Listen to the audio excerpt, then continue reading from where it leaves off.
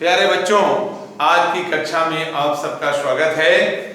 हम लोग पिछले दिनों से दो चर वाले रैखिक समीकरण के हल करने की विभिन्न विधियों का अध्ययन करते चले आ रहे हैं।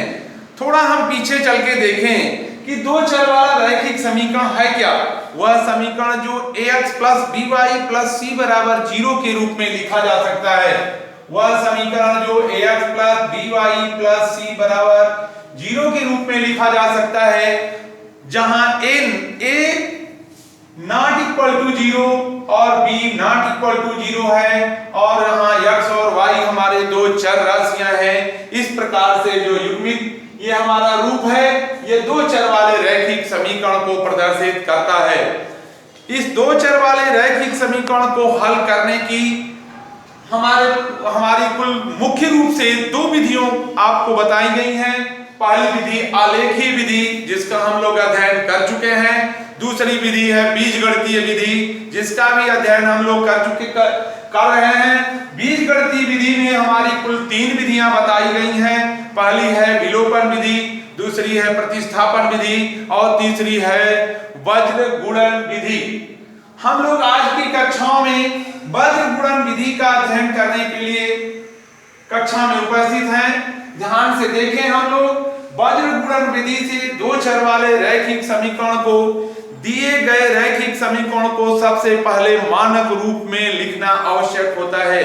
दो चर वाले रैखिक समीकरण के मानक रूप को a1x plus b1y plus c1 equal to 0 और a2x plus b2y plus c2 equal to 0, ये हमारे दो चर के रैखिक समीकरण का मानक रूप कहा जाता है।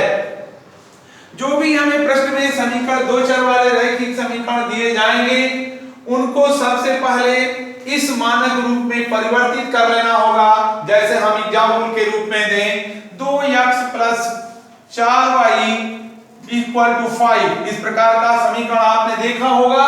लेकिन ये एक समीकरण के रूप में है, ये मानक समीकरण के रूप में नहीं है, जिसे हम दो चर वाले रैखिक समीकरण के मानक रूप में करने के लिए इस 5 को हमें पक्षांतर करके बनाना होगा। ये होगा 2x plus 4y minus 5 equal to 0। परंतु दो चर वाले रैखिक समीकरण को हल करने के लिए मैं पहली कक्षा में आपको बता चुका हूं कि समीकरण के युग्म होने चाहिए। दो समीकरण युग्म होने पर ही हम इन दो चर वाली राशियों को चाहे विलोपन से, चाहे प्रतिस्थापन से, चाहे वज्र विधि से अथवा आलेखी विधि से हल करते थे।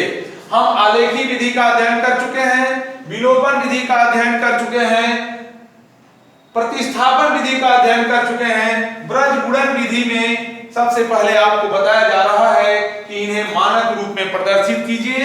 मानक रूप में लिखने के बाद इसके एक सूत्र बनाए जाते हैं। उस प्यारे बच्चों, ध्यान से देखिए, उस सूत्र के लिए हम एक आपको वृत्तीय आकृति का ब्यौरा देंगे, जिसे हम सर्किल डायग्राम के नाम से जानते हैं। ध्यान से देखें, इससे एक वृत्त बनाएं। वृत्त पर हम तीन बिंदु इंगित करें। बिंदु A ले लें, बिंदु B ले लें और बिंदु C ले लें।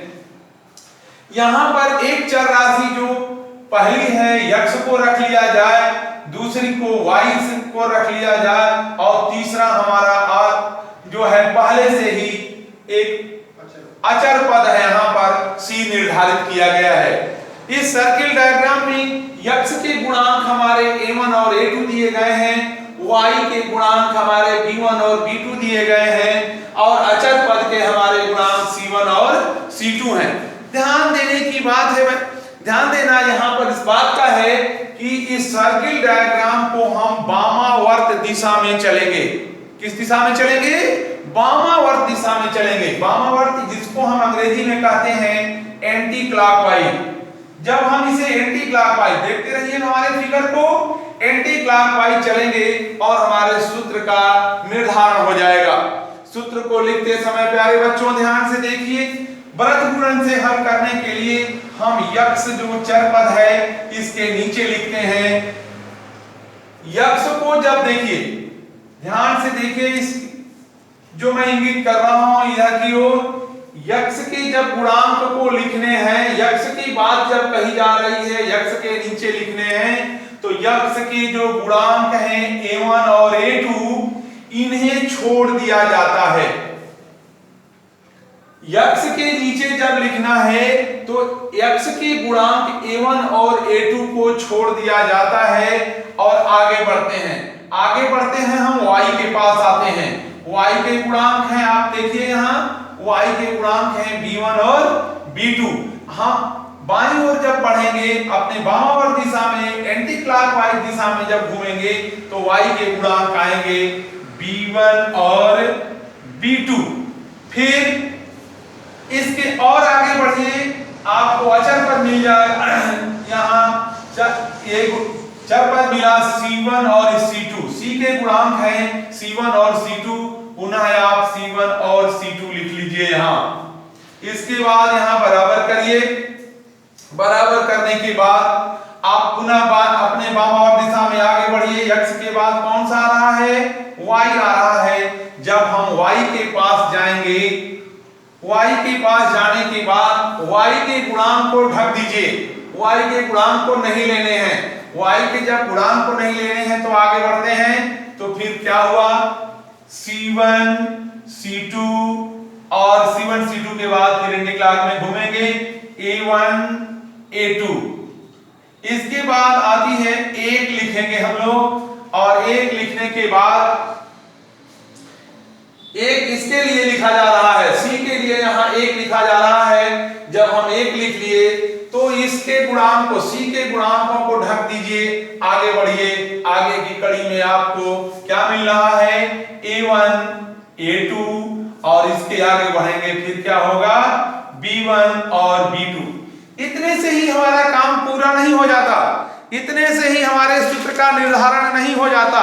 हम जब आगे बढ़ते हैं, आगे बढ़ने की कड़ी में देखते हैं कि इनमें एक तीर चिन्ह लगाने होते हैं, और वो तीर चिन्ह लगाने के लिए आपको बताया गया है। तीर चिन्ह लगाने के लिए हम यहां से नीचे की ओर आएंगे, यहां से ऊपर की ओर जाएंगे। ध्यान से देखिएगा तीर चिन्ह लगाने का तरीका। ये यहां से नीचे की ओर, यहां से ऊपर की ओर जाएंगे, फिर यहां से नीचे और यहां से ऊपर। आप दो चीजों का इस सर्किल डायग्राम का ध्यान रखे हैं। तीर लगाने का तरीका आपने नहीं भूला। B1 से C2 और B2 से C1, C1 से A2, C2 से A1, A1 से B2 और A2 से B1। इस प्रकार से आपने तीर लगा लिया। अब आपको बनाना है सूत्र। हम किस प्रकार से सूत्र का निर्धारण करेंगे? अब देखिए ध्यान से नीचे की ओर सूत्र बन रहे हैं आपके।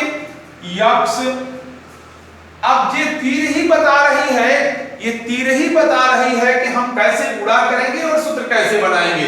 सूत्र हमें यहाँ रटने की जरूरत नहीं है, केवल थोड़ा सा सर्किल डायग्राम को देखते हुए सूत्र का निर्धारण को कर लेंगे। आ जाइए, B1 C2, B1 का गुणा C2 से करेंगे।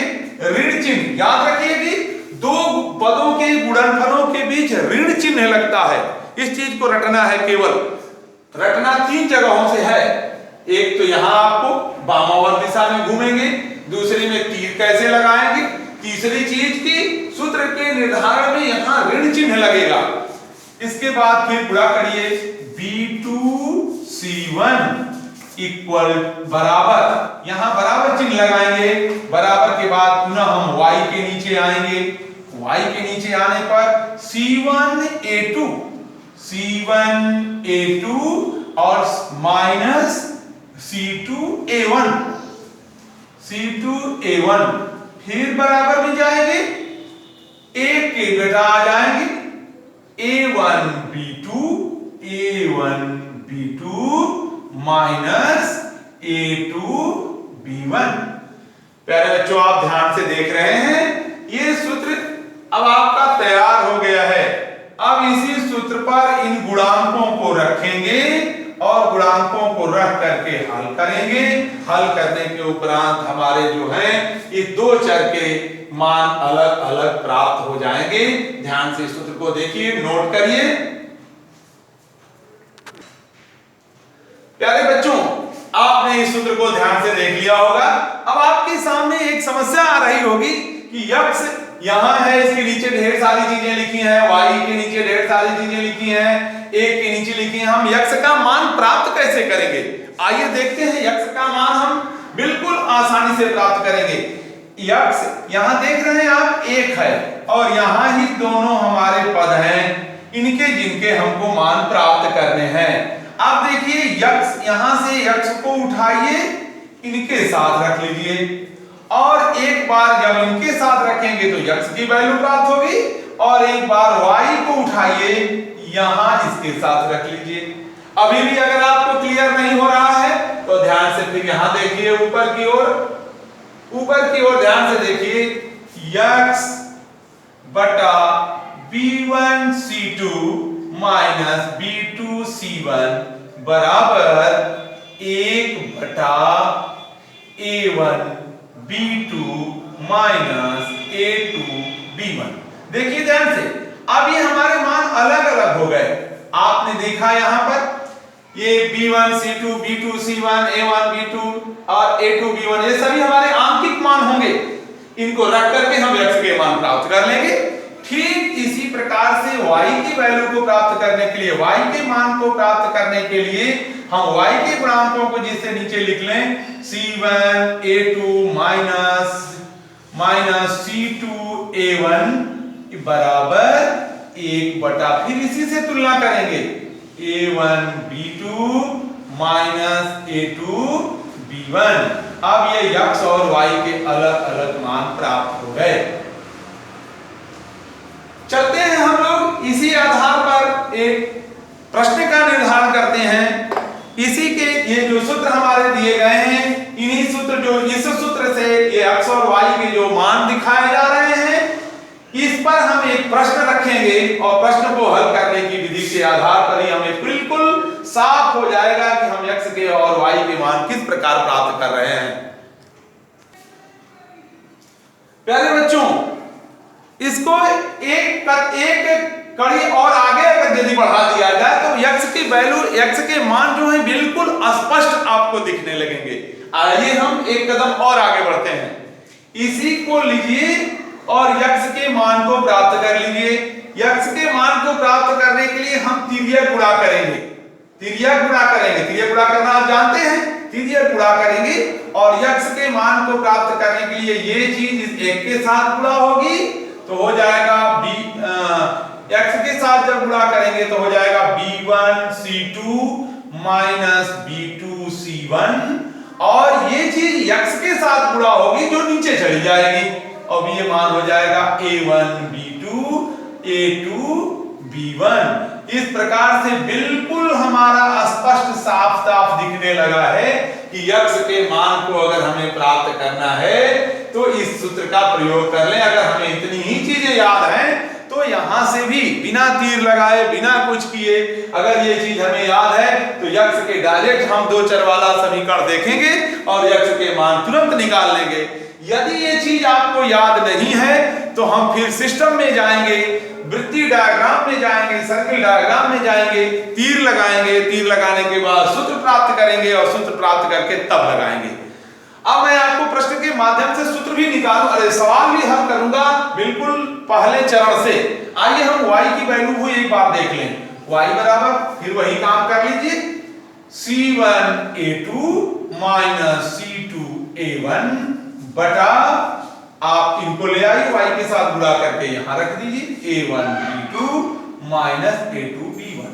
ये देखिए हम डायरेक्ट y के मान को प्राप्त कर सकते हैं।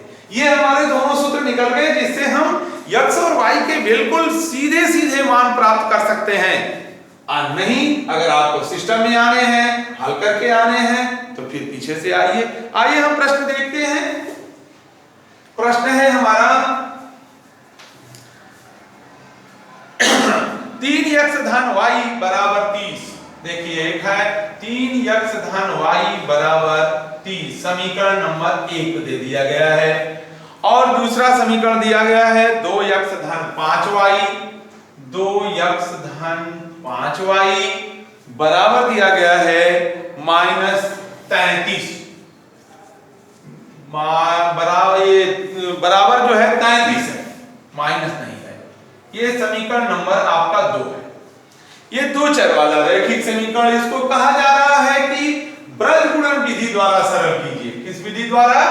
ब्रज गुणन विधि द्वारा सरल कीजिए। विलोपन विधि और प्रतिस्थापन तो आप पीछे पढ़ चुके हैं गुणांकों को बराबर करके हल करने के लिए। यहां आइए, आप देख रहे होंगे मैंने कहा था कि जब दिया हुआ प्रश्न रहेगा तो उस समीकरण को, दो चर वाले रैखिक समीकरण युग्म को मानक रूप में परिवर्तित करना होगा। एक बार मैं आपको पुनः याद दिलाऊं मानक रूप को, a1x plus b1y plus c1 equal to 0, then a2x plus b2y plus c2 equal to 0। इन समीकरणों को इस मानक रूप में बदलना है। आइए हम समीकरण एक को बदलें, दिखाई दे रहा है आपको 3x धन y, केवल ये c वाला जो पद है ये दाहिने पक्ष में चला गया, पक्षांतर करके ला दीजिए, -30 इक्वल टू 0 कर दीजिए। अब समीकरण नंबर बदल दीजिए इसको 3। कोई बदलाव नहीं हुआ है, केवल हम लिखने में बदलाव कर रहे हैं। इसी प्रकार 2x धन 5y ऋण 33 बराबर फिर 0 कर दीजिए, समीकरण नंबर 4। अब इसके बाद मानक रूप से तुलना कर लीजिए, क्योंकि आप गलती न हो इसके लिए काम आपको करने पड़ेंगे। मानक रूप से तुलना कर लीजिए इसका। तुलना करने पर यह लिखते हैं हम लोग हैं, तुलना करने पर क्या होगा? a1 बराबर, देखिए यहां a1 बराबर क्या है?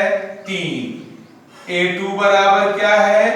2, इसी प्रकार b1 बराबर 1, b2 बराबर 5, फिर c1 बराबर ऋण 30 और c2 बराबर ऋण 33।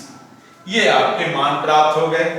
अब ये मान प्राप्त होने के उपरांत हम लोग अब पुनः चलेंगे अपने प्रारंभिक चरण पर। जैसा कि डायरेक्ट नहीं निकालना है तो हम अब तीर लगाने वाले सिस्टम में चलेंगे। आपको यक्ष के नीचे लिखना है, यहां आ जाइए, यक्ष के नीचे लिखना है। यक्ष के नीचे लिखने के लिए हम ध्यान से एक बार पुनः यहां पहुंच जाएं। यक्ष y और 1 और यहां c ले लें, इनके गुणांक a1 और a2 होते हैं, b1 और b2 होते हैं, c1 और c2 होते हैं। मैंने कहा आपको सूत्र बनाते समय कि यक्ष के गुणांक जब नीचे लिखेंगे हम लोग तो यक्ष के गुणांक को नहीं लिखेंगे, b1 और b2 लिखना है। यहाँ b1 b2 यहाँ आपने ढूंढना होगा। यहाँ से ढूंढने में हम कहीं दिक्कत पड़ सकते हैं, कहीं भूल सकते हैं, यहाँ छाटे रहेंगे, तुरंत उठा के लिख देंगे। 1 और 5 लिख दीजिए। इसके बाद आप बढ़िए आगे तो क्या पाएंगे? c1 c2 का जो मान है वो रख दीजिए। 30 और ऋण 33 है, इन्हें उठा लीजिए। बराबर y के नीचे लिखना है। अब आपको y के नीचे लिखने के लिए y के गुणांक को छोड़ देना होता है। c1 c2 लिखते हैं, a1 a2 लिखते हैं। c1 c2 को उठाइए, यहाँ ऋण 30 और ऋण 33। इसके बाद फिर जब यहां से आगे बढ़ते हैं a1 a2 लेते हैं, यहां 3 और 2 हो जाएगा। फिर बराबर 1 बटा लिखते हैं हम लोग। 1 बटा लिखने के लिए 1 बटा जब लिखते हैं तो यहां इस c1 और c2 के मान को छोड़ दिया जाता है। आगे बढ़ते हैं a1 a2 और b1 b2। आइए अब हम इसको मिटा दें और ध्यान से देखिए, a1 a2 और b1 b2 को ले लीजिए, 1 और 5 ले लीजिए। इतना के बाद मैंने आपको सिखाया था तीर लगाना। तीर लगाने के लिए तरीका है, तीर लगा लीजिए ऐसे, ये तीर लगा लीजिए। तीर लगाने के उपरांत पुनः आप इनका गुणा करेंगे और गुणा करने के लिए बिल्कुल नीचे आइए। 1 का गुणा ऋण 33 के साथ करिए, ये पूरा ऐसे बंद करिए, नहीं तो ऋण धन में आप गलती में पड़ेंगे। ऋण लगा लीजिए, फिर 5 अगले कोष्ठक में 5 का गुणा आप ऋण 30 के साथ कर लीजिए, बराबर करिए। y के नीचे आइए। y के नीचे गुणा करने के लिए ध्यान से देखिए, ऋण 30 का गुणा आप 2 के साथ करेंगे इस प्रकार से, और ऋण यहाँ ऋण तो पहले से सूत्र में ही ऋण है और फिर यहाँ ऋण आ गया, इसलिए हम ऋण 33 का गुणा 3 के साथ कर लिए, यूं हो गया। बराबर आ जाइए अब 1 के लिए, एक के नीचे जब करेंगे तो 3 का गुणा 5 के साथ कर देंगे और माइनस जो है 2 का गुणा 1 के साथ कर देंगे। इस प्रकार से यदि हम ब्रैकेट से लगा के गुणनफल करते हैं तो कहीं भी ऋण से और धन से कोई दिक्कत नहीं आपको आएगी, साफ साफ हल हो जाएगा। अगले कड़ी में बढ़े हम, यक्स के नीचे इनके गुणनफलों को लिखें। क्या हुआ, ऋण 33 गुणा कर लिया, ये ऋण यहाँ का ऋण आ गया और यहां जब गुणा करेंगे तो 30 25 150 हो गया, लेकिन ये ऋण 150 हो रहा है तो ये ऋण इसका ऋण इस ऋण के साथ आकर के क्या हो जाएगा, धन हो जाएगा। बराबर y बटा ऋण 60 हो गया और ये देखिए ऋण है और फिर यहाँ 33 यहाँ 99 हुआ और 99 ऋण के साथ हुआ और ये ऋण मिलके इसको क्या बना दिया, धन बना दिया, ऋण 99 हो गया। आगे बढ़िए, 1 बटा करिए 5 यहाँ 15 हो गया और ऋण यहां से 2 1 के 2 हो गया। इस प्रकार से आपने गुणा कर लिया। अब इन्हें आंकिक मान को सरल कर लीजिए, यक्स बटा घटा लीजिए, 10 में से 3 गया कितना हुआ 7, यहां बच गया 4 में से 3 गया 1 हो गया और 1 आपका बचा हुआ है, ये मान पॉजिटिव आ जाएगा। अब बराबर हो जाएगा, यहां गुणा कर लीजिए, y घटा लीजिए 9 हो गया और 9 में से 6 गया यहाँ 3 हो गया, ये भी पॉजिटिव मान आ गया। बराबर हो गया 1 बटा 13 हो गया। इतना करने के बाद हमने कहा था कि यक्स का साझा किसके साथ करते हैं, एक वाले के साथ, और y का साझा भी इन्हीं के साथ करते हैं। इस तीर को ध्यान से देखिए, मैं तीर लगा रहा हूं, एक बार इनके साथ और दूसरी बार इनके साथ। अगर यह चीज आपको याद है तो कभी भी नहीं भूलेंगे। आ जाइए हम यहां आ जाते हैं, इन्हें हल करने की अगली कड़ी में यहां लिखेंगे यदि यक्स बटा 117 बराबर होगा 1 बटा 13। अब आप तिरिया गुणा कर लीजिए तो क्या पाएंगे, 13 यक्स बराबर 117 और यक्स बराबर 117 बटा 13। अब 13 से कटा दीजिए, यक्स की वैल्यू कितनी निकल गई 9। और इसी प्रकार यहां आप y के लिए आ जाइए, y बटा 39 बराबर 1 बटा 13। तिरिया गुणा करेंगे तो आपको प्राप्त होगा 13y बराबर 39 या y बराबर 39 बटा 13, 13 तिया 39, y की वैल्यू मिल गई 3। इस प्रकार से हमारे ये दोनों चरपदों के मान प्राप्त हो गए जिसे हमें हल करना था। आंसर निकल गया आपका x बराबर 9 और y बराबर 3। हाँ प्यारे बच्चों, एक आपको पूरे सिस्टम में एक हल किया गया था। अब आ जाइए आप एक बार, यदि डायरेक्ट आपको मैंने कहा कि डायरेक्ट आपको सूत्र यदि याद है, सीधे सूत्र याद है कि x बराबर हमको ये दिया हुआ समीकरण है और हमको सीधे उत्तर निकालना है, वो भी एक तरीका है, आप बड़े आसानी से उत्तर निकाल सकते हैं। यदि आपको याद है कि x बराबर और y बराबर क्या है, ये गुणांकों का योगफल, अंतर और भागफल इनका इस तरह से सिस्टम में याद है कि x बराबर b1 c2 minus b2 c1 बटे a1 b2 minus a2 b1। ये तो दोनों जगह एक ही रहेगा, केवल आपको याद करने में भी केवल आपको अंश ही याद करने हैं दोनों के। आइए देखिए, मैं डायरेक्ट उत्तर निकल जाएगा इस तरह से, समीकरण दिया नहीं गया, यदि आपको याद है तो सीधे निकाल दीजिए। आइए देखते हैं, आपको चेक कर लीजिए, x बराबर ये दिया है, यहां से उठाइए b1 c2 b1 c2, देखिए यहां 1 गुणे -33 यहां हो गया। इसके बाद माइनस लगा दीजिए B2 C1, B2 यहां उठाइए, C1 यहां उठाइए, 5 गुणे माइनस 30, देख लीजिए। अब बटा क्या हो गया भाई, A1 B2, A1 B2 यानी क्या 3 गुणे 5 minus A2 B1, A2 B1 2 गुणे 1, ये अलग हो गया।